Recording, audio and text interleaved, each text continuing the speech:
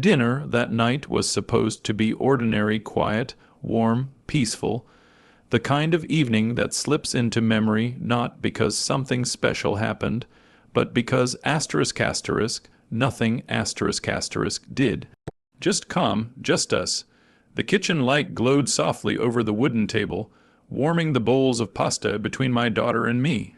Emily had insisted on helping prepare dinner, even though her help usually involved dropping noodles on the floor or sneaking extra cheese. She was 12, old enough to understand the world, but still young enough to believe in safety, in trust, in the invincibility of home. She was in the middle of telling me a story about her day, one hand waving dramatically in the air. The girl couldn't talk without using her hands.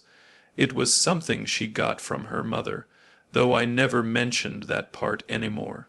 And then Mr. Thompson said the project was supposed to be about real science, not Emily's magical unicorn potion, she said, puffing out her cheeks in mock frustration. I couldn't help smiling. Well, in his defense, unicorns are notoriously unreliable test subjects. She giggled, a soft, musical sound I never got tired of hearing. Moments like this made everything worth it. They reminded me why I worked so hard, why I fought through every difficult day, to protect this small world she and I shared. But then my phone buzzed, just one vibration, short, sharp. I normally ignored messages during dinner, but something about that vibration felt different. Not the rhythm of work notifications or group chats. Something strange. I picked it up. Unknown number. A small prickle of caution crawled up my spine. Dad, Emily asked mid-bite, everything okay? Probably spam. I angled the screen away from her, not wanting her to worry. I tapped the notification. A single message. Turn on the camera. The show is about to begin. I stared at the text. Once, twice, a third time, my first thought was, wrong number, my second, some weird prank. My third, why did it feel like a warning? My thumb hovered over the screen. My heartbeat slowed in my chest, thick and heavy. Like something inside me already understood the danger my mind hadn't accepted yet. Who is it? Emily asked. Probably nothing. I tried to smile, but it felt stiff and brittle. I typed back, who is this? Three dots appeared instantly typing. They vanished, reappeared, vanished again, then, just press record, Daniel. Now, my stomach twisted. How did they know my name? A cold ripple washed down my spine. I scanned the windows automatically. The kitchen was quiet, too quiet now. The hum of the refrigerator, the faint whistle of the heater, Emily's fork clinking against the plate. My instincts whispered, do it, something's wrong. So I opened the camera, pressed record, and held the phone in my palm, unsure of what exactly I was filming. For a few seconds, nothing happened, just Emily watching me with growing unease. Dad, why are you recording dinner? I'm not, I lied. My phone glitched, that's all. But the lie didn't comfort me, or her. I glanced back at the message. The show is about to begin. What show? I didn't have time to think, because the world, our safe, warm kitchen, exploded. Boom. The front door slammed inward with such violence the walls shook. Emily shrieked and fell off her chair. My heart stopped, then exploded into motion. Footsteps thundered into the house, heavy, purposeful, not the panicked steps of someone running from something. The steps of someone coming for something, or someone, Emily, get behind me. I barked, grabbing her by the arm and pulling her close. The figure stormed into the dining room, hooded, shadowed, the silhouette of a nightmare in our doorway. Hey, I shouted. Who are you? Get out. The intruder lifted his head, and in the dim, trembling light of our kitchen, I recognized the face under the hood. A face I'd known for 15 years, a face that had stood next to me at my wedding, a face that had held my daughter the day she was born. A face I trusted like a brother.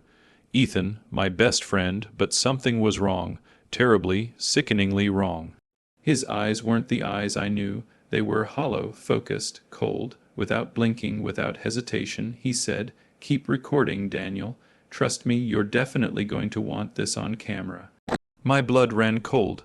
Behind him, two more figures stepped into the room, masked, dressed in black, closing the broken door behind them like they'd rehearsed this 100 times. Emily clutched me, trembling violently. I felt my world tilt, crack, collapse. My hand was still holding the recording phone. Still filming because someone who knew me, someone who wanted this, had told me to. Ethan took one more step inside our home, and I understood. This was no prank. No misunderstanding, no wrong number. This was a beginning of something dark, something personal. Something that would destroy everything I thought I knew. The show had begun, and we were the main characters. For several seconds, all I could hear was the pounding of my own pulse. My heart slammed against my ribs like it was trying to burst free. Ethan, my friend, my brother in every way except blood, standing in my home like a stranger who came to ruin everything. He didn't speak at first. He didn't need to.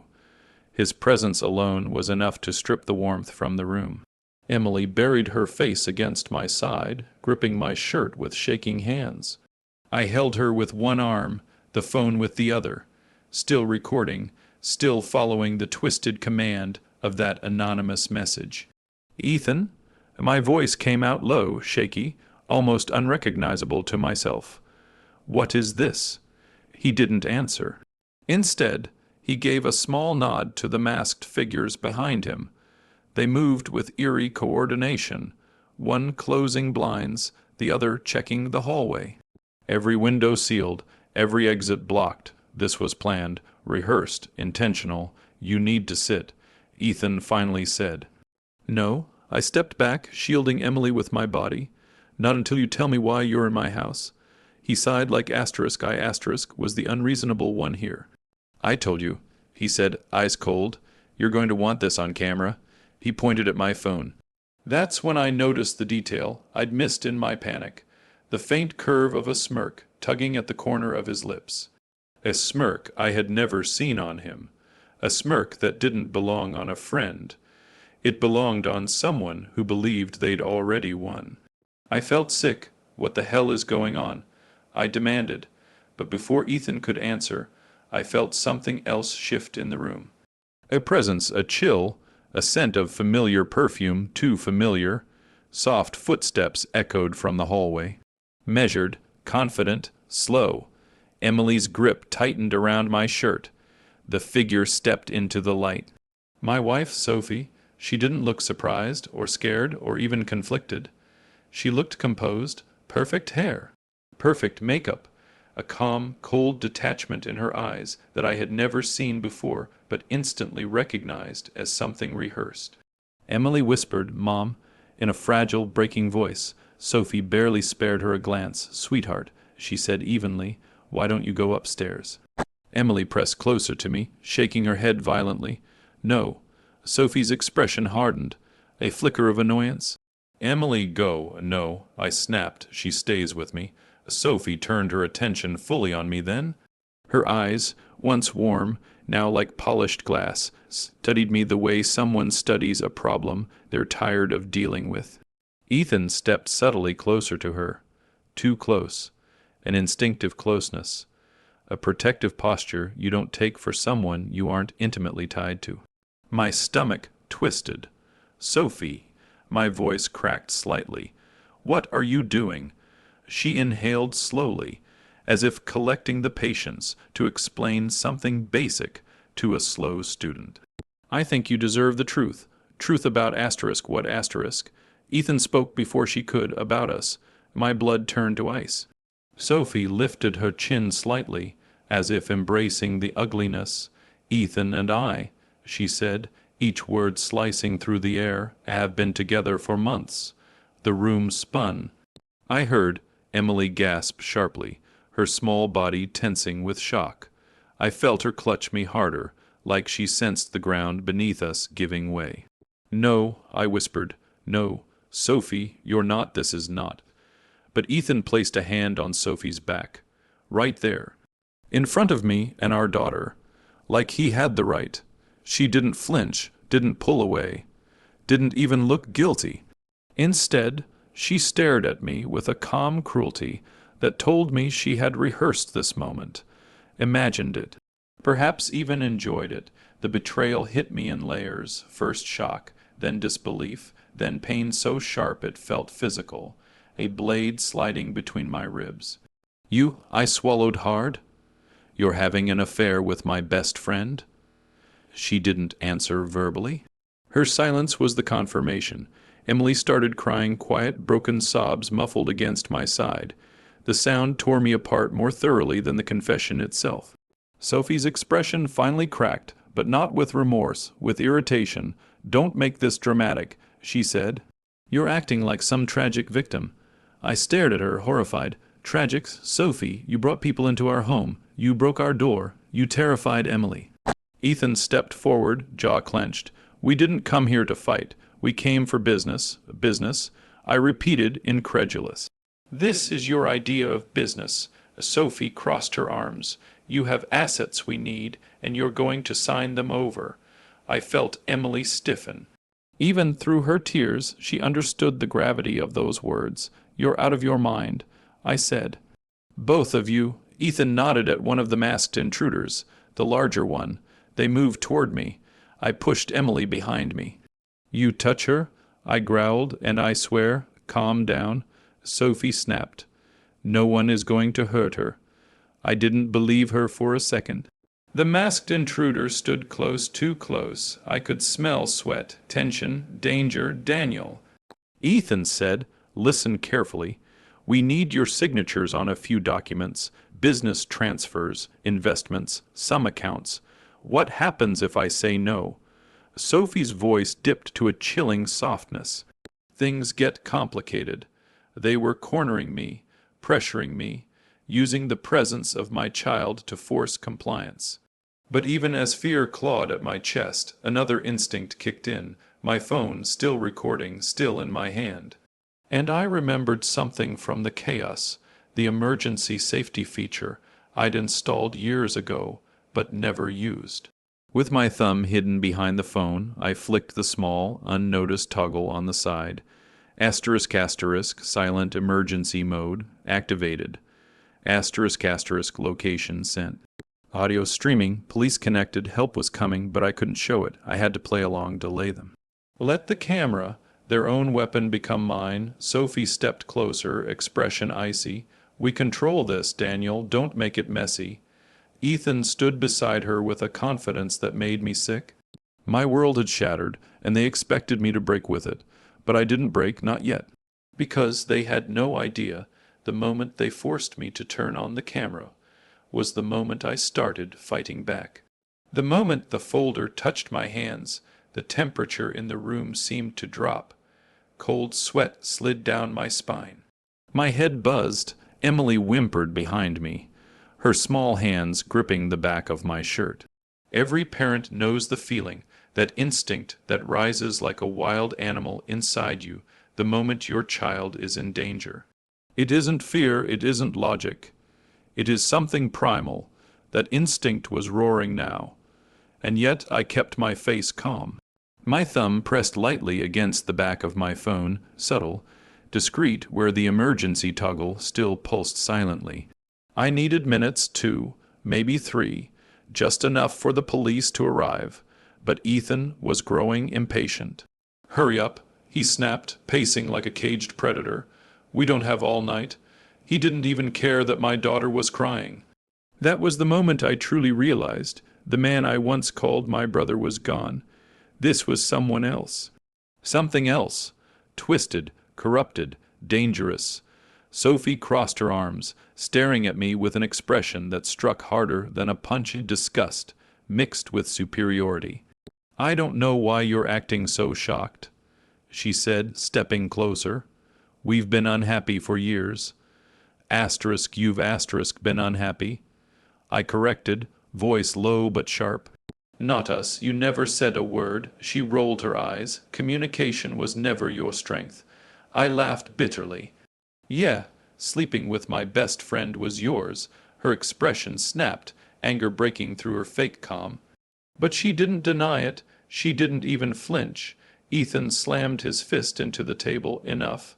Sign the papers or this night gets a lot uglier. Emily cried harder. I turned around and crouched to look at her face. She was trembling so violently, I was amazed she could even stand. I brushed a strand of hair behind her ear. Listen to me, sweetheart. I whispered, no matter what happens, I will protect you. I promise. She nodded, eyes big and wet. I'm scared, she whispered. I know, I said softly, but you're brave, braver than you think. Behind me, the tall masked intruder stepped closer, annoyed. Stop talking. He grunted. She'll be fine if you cooperate. If that single word broke something inside me. I stood slowly, the folder slid slightly in my hands. My vision narrowed on Ethan, on Sophie, on the intruders. And suddenly the fear drained out of me, replaced with something hotter, sharper, deadlier, resolve. You said if I sign, things don't get ugly, I said. Sophie smirked, arms tightening over her chest. That's right. I stepped closer. Then I guess things are about to get really ugly. Before any of them could react, I slammed the folder into Ethan's face like a blade. Paper exploded. Ethan staggered back, cursing, eyes squeezed shut. The tall intruder lunged. I turned and rammed my shoulder into his gut with every ounce of strength left in me. He flew backward, crashing into the dining table. Plates shattered. Food splattered across the floor. Sophie screamed, "Stop, stop him." Emily sprinted for the hallway bathroom fast, instinctive, like she'd been waiting for the moment I told her to run. The smaller intruder bolted after her. "No, you don't," I roared, diving forward, but the tall intruder grabbed my leg, pulling me down. My chin slammed into the floor. White pain exploded across my vision. Still, I kicked him in the face. Hard he groaned and rolled away. I pushed to my feet just in time to see the smaller intruder reaching for Emily. "Emily, go!" I yelled. She slipped into the bathroom and slammed the door. The lock clicked a second before the intruder grabbed the handle and shook it violently. "Open the door, now. Leave her alone." I bellowed, charging forward, but Ethan collided with me mid-run. We crashed into the wall. My shoulders screamed. He punched me in the ribs. I punched him back hard enough to split his lip. "You ruined everything," he snarled. "You did that yourself," I growled, grabbing his collar and pushing him back. He stumbled over a fallen chair. I grabbed a broken piece of wood from the floor, holding it like a bat. Sophie's eyes widened. "You're insane." "No," I said, stepping toward her. "I'm a father." Ethan barreled toward me again, but I swung the wooden piece and hit his arm. A sickening crack echoed. He screamed. The tall, masked man tackled me from behind, forcing me to the ground. He tried to pin my arms, but adrenaline is a powerful weapon. I slammed my elbow backward into his jaw. He grunted and loosened his hold. The smaller intruder kept kicking Emily's bathroom door. Every kick shook the entire hallway. "Dad!" Emily sobbed from inside. "Hurry!" I crawled forward, fighting through pain, blood, and broken debris. My hand found something on the floor, my phone. Still recording. Still streaming. The emergency icon blinked. They just needed a few more seconds. Ethan stumbled toward me, holding his arm, blood trickling from his mouth. "This is your last chance," he snarled. "Sign or I swear." But then a sound split the tension, a distant rumble. Growing louder, sirens, dozens of them. Sophie froze. Ethan's face drained of color. The intruders looked at each other in panic. "No, no, no, no," Sophie whispered. "What did you do?" I picked up my phone and showed her the blinking icon. "You told me to turn on the camera." I said, breathless. "So I did." And then the world erupted. Hash hash asterisk asterisk. The storm breaks asterisk asterisk. Police. Open the door. Hands where we can see them.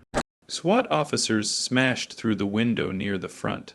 The front door, already broken, was shoved open fully. A flood of armed officers stormed into the house. Gun barrels raised. Shouts everywhere. Orders firing faster than guns could. Get down. Drop the weapon. Hands up. On the floor now. Move, move, move. The tall intruder dove for the back window, but an officer tackled him mid-step. The smaller intruder tried to hide behind the couch, but was dragged out and cuffed. Ethan backed up, hands raised, face filled with shock. Officer, listen, I can expel. They didn't let him finish. He was forced to the ground, wrists snapped into cuffs behind him. Sophie's knees buckled. She was shaking, crying, begging Daniel, please, please say something. This is misunderstood. I was scared. I didn't want. I looked at her. The woman who broke our vows, betrayed our family, tried to steal my daughter, planned to ruin my life. My voice came out cold and quiet. You already said enough. She collapsed as officers led her out. And for the first time in hours, maybe years, I breathed, a long, broken, liberating breath. Then I ran to the bathroom. Emily, sweetheart, it's safe. It's me. The door opened slowly. Emily launched herself into my arms with a sob so deep it shook her whole body. I held her tighter than I ever had in my life. It's over. I whispered into her hair, it's over, I've got you, and this time I wasn't lying. The front yard exploded with blinding red and blue lights. Police engines screeched to a stop. Doors slammed. Voices shouted orders through megaphones. Every neighbor's porch light flicked on like a chain reaction. Inside my house, chaos froze. Ethan's breath caught in his throat. The masked intruders backed toward the walls like cornered animals. Sophie's hands trembled as she tried to smooth down her hair. A pathetic attempt to maintain the illusion of control that had already shattered. For the first time that night, they looked afraid. I pushed away from the counter, stumbling but standing. My lip bled, my jaw throbbed, my ribs felt cracked, but pain didn't matter. Emily, Emily, I yelled. Her tiny voice screamed back from the hallway, Dad, I'm in the bathroom. Relief hit me so hard my knees nearly buckled. I took a step toward her, but Ethan grabbed my shoulder. Don't move. His voice shook. For the first time that night, he was scared. We can fix this, he hissed, desperation cracking through his calm. Just say you tripped, that you panicked and attacked us. Tell them what? I spat. That I broke my own door, that I hired intruders to terrorize my daughter, that I forced myself to record my own assault. His jaw clenched. Outside, the police shouted through a bullhorn, asterisk, asterisk. This is the police. Step out with your hands in the air. Asterisk, asterisk, a beat. Another, silence so heavy it felt like gravity had doubled. The masked man closest to the door tried to bolt, but the hallway window burst inward as a SWAT officer smashed it with a shield. Down, get down now, screams erupted. Sophie shrieked, covering her ears. Ethan stumbled backward, hands halfway raised. The smaller masked intruder dropped to the floor immediately. The tall one resisted. Stupid mistake. He was tackled so hard his head bounced against the tile. I didn't move. I didn't need to. The police swarmed the house like a tidal wave. Hands where I can see them. Don't move. On the ground now. Subject in custody. Clear the hallway. Everything blurred shouts, footsteps, cuffs snapping shut. And then, sir, are you the one who called in the emergency alert? An officer rushed toward me, checking for injuries. I nodded, my daughter, please, she's in the bathroom. He nodded sharply, we've got her. 2 officers ran to the hallway. Seconds later, the bathroom door opened, and Emily launched herself into my arms. She sobbed into my chest, gripping my shirt like she feared I might disappear. I'm here, sweetheart, I whispered, stroking her hair. I'm right here, it's okay, you're safe. Her tears soaked through my shirt, but I didn't care. I would have held her forever. Behind me, Ethan shouted as he was dragged out in handcuffs. This isn't over, Daniel. We can fix this. Just tell them Sophie and we didn't mean. Sophie tried to lunge toward me, but the officer, restraining her, yanked her back. Daniel, wait, she screamed. We can talk about this. We can make a deal. I turned slowly, blood drying on my face, chest heaving. Eyes burning, I stared at the woman who had once promised to love me forever. My voice came out so quiet she almost didn't hear it. There's nothing left to talk about. She froze, her face fell. For the first time that night, she looked guilty. Not because she hurt me, but because she got caught. They dragged her away screaming my name like it meant something. It didn't. #***, the aftermath ****. The police stayed for hours collecting statements, taking photos, removing the broken door, escorting the intruders out in chains. Ethan avoided my eyes. Sophie didn't. When the officers finally left, the house felt empty but safe. I sat on the couch with Emily curled against me, wrapped in a blanket, her tiny hand gripping mine like a lifeline. She had cried herself quiet. "Dad," she whispered finally. "Yes, sweetheart. Is his mom going to jail?" I swallowed hard. There was no easy answer, no gentle truth. "Yes," I said softly, "she is." Emily stared at her knees. Good. My chest tightened. She should never have had to say that, but I didn't correct her. She deserved the honesty she'd been robbed of. #***. The real revenge ****. Most people think revenge is a single moment, a punch, an escape, a scream, a victory. They're wrong. Revenge is a process ****. It took months, interviews, court hearings, therapists, lawyers, evidence, but the video, the one they forced me to record, became the centerpiece of everything, their downfall.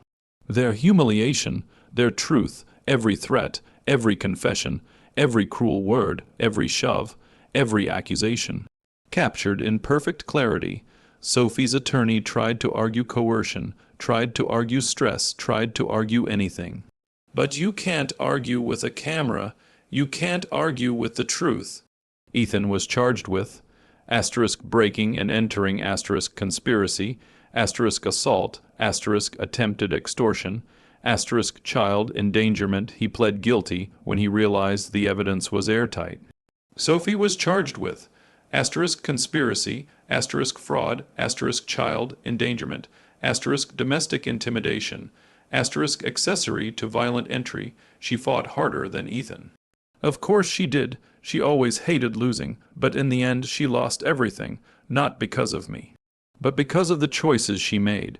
The judge didn't even hesitate awarding full custody to me. Emily hugged me in the courtroom hallway and whispered, "We're okay now, right, Dad?" I kissed the top of her head. "Yeah," I said, "we're okay." And for the first time in a long time, I believed it. ##*, the healing ***. Our new house was small but warm. Quiet but alive, safe. Emily decorated her room with fairy lights. I fixed her bookshelf myself, even though I had no idea what I was doing. Our dinners became peaceful again. Her laughter returned, so did mine. One evening, while she painted at the kitchen table, she looked up and said, "Dad, yes, I'm proud of you." I froze. No award, no victory, no courtroom success had ever hit me harder. "Why?" I asked. She smiled, a gentle, genuine, innocent smile. "Because you never gave up on me." My throat tightened. I nodded once, because speaking would have broken me. ##*, the last message ***, 3 months after the trial. I got a text from an unknown number. For a moment, my heart stopped. Then I opened it. ***, you made the right choice. The show ended when you took back your life. ***, no threats. No warnings, just a strange, final closure. I never found out who sent the first message that night.